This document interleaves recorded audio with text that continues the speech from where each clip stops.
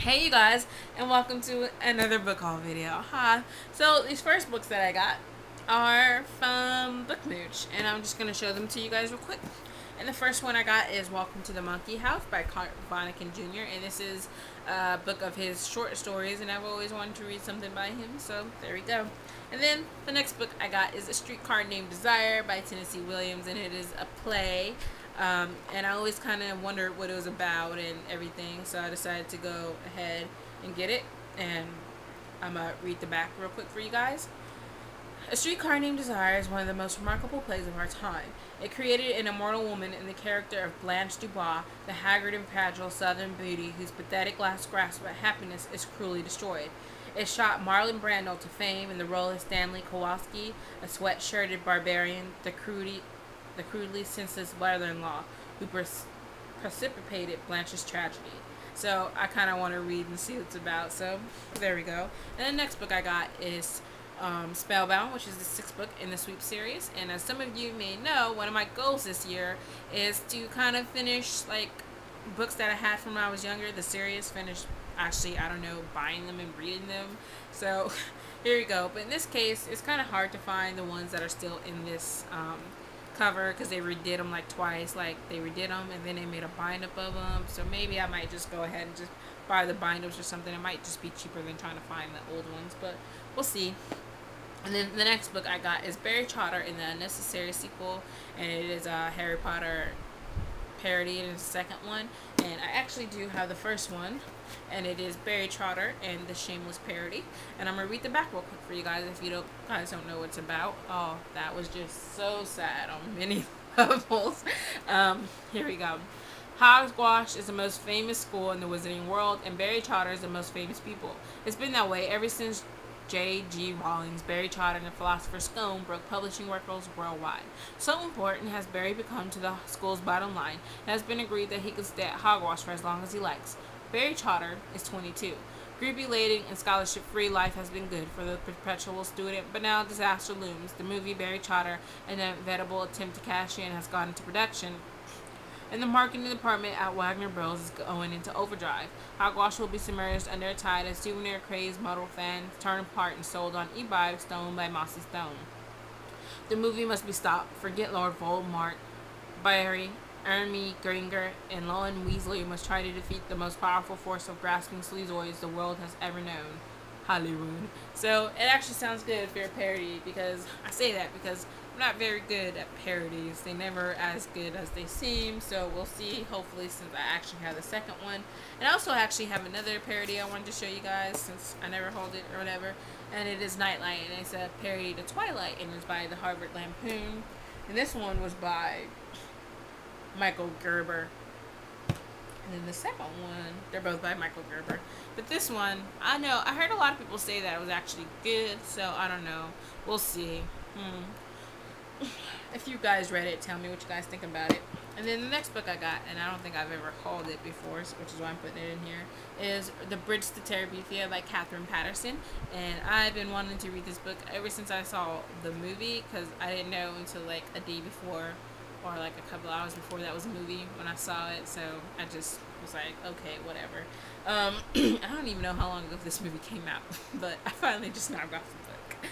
I'm gonna read the back if you guys don't know what it's about. A secret world of their own. Jesse Aaron's greatest ambition is to be the fastest runner in the 5th grade. He's been practicing all summer and can't wait to see his classmates' faces when he beats them all. But on the first day of school, a new girl bully crosses over to the boys' side of the playground and outruns everyone. That's not a very promising beginning for a friendship, but Jess and Leslie Burke become inseparable. Leslie has imagination. Together, she and Jess create Terabithia, a magical kingdom in woods where the two of them reign as king and queen, and their imagination set the only limits. Then one morning, a terrible tragedy occurs. Only when Jess is able to come to grips with this tragedy does he finally understand the strength and courage Leslie has given him. So, yes, I can't wait to read this book. It's kind of short, so we'll see. Just gonna play with my emotions. I know this one will. So for the next book, I want it off Goodreads, and it's already out. It's been out for a while now, but and it is Rain Shadow Road by Lisa Kleypas, and it is going to be the first in the Friday Harbor trilogy. This is a departure from her other books, I think, because they're more like, what's that word I'm looking for? Victorian romance novels, which, yes, I love and read. But this one seems different, and I'll read the back for you guys real quick. Well, actually, you know, I'll just tell you what it's about. There's this girl, Lucy, and she has this boyfriend who she believes to be her soulmate, and she also has magical abilities, which she struggles to keep contained, and she kind of creates breathtaking glass art, and that's where she kind of puts all her magic in. And one day, her boyfriend, Kevin, leaves her for, wait a minute, her sister, her sister, and she is just heartbroken and everything, and then Kevin decides, so that the family won't hate him as much, to get his friend Sam to kind of romance Lucy, and Lucy and him kind of start feeling some sparks, but she has to decide whether or not she can really trust again, because it seems that all her life she's been just making the most heartbreaking, bad romance decisions.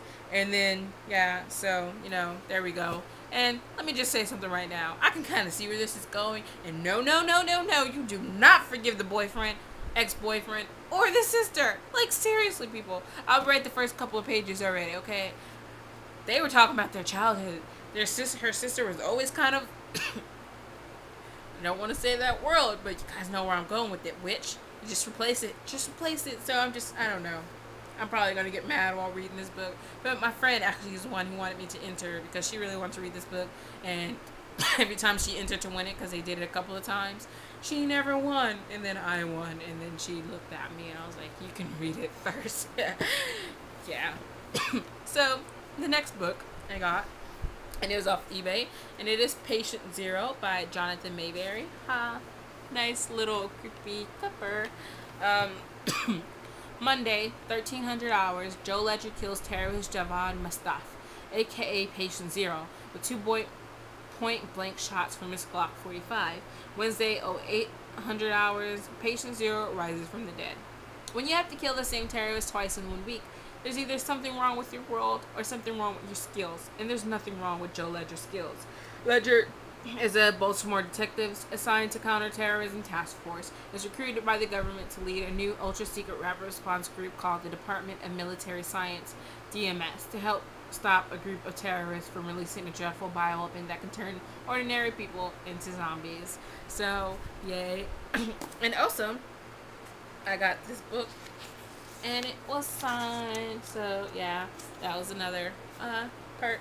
But I put this up on my reading list, and This Is Not a Test by Courtney Summers, because they're both zombie books. I put them up on my list because recently Ashely from Ashley's Got Bookcitement did a zombie tag, and I will leave the link to her channel in that video down below. And I really want to do the zombie tag, but I was just like, well, I just got all these zombie books, so I'm gonna finish read them so I can better answer the question, which is my favorite zombie book, because I was just like, I only read one, and it was The Forest of the Hands and the Teeth, and I was just like, since I have all these other ones coming, I'll just read these real quick. And yeah, so I have this one, and This Is Not a Test to read. And then if my other books come before the end of the month, because I got 2 other zombie books, well, in a series by him, so I'm gonna read those, and then I'm gonna do the tag. But if you guys like it and decide to do the tag, which you guys should, go leave a video response to her tag video. I really love to see it, and just tell me in the comments if you guys decide to do it. And the next book that I got is Artemis Fowl by Ellen Kofer, and I was so excited to get this book.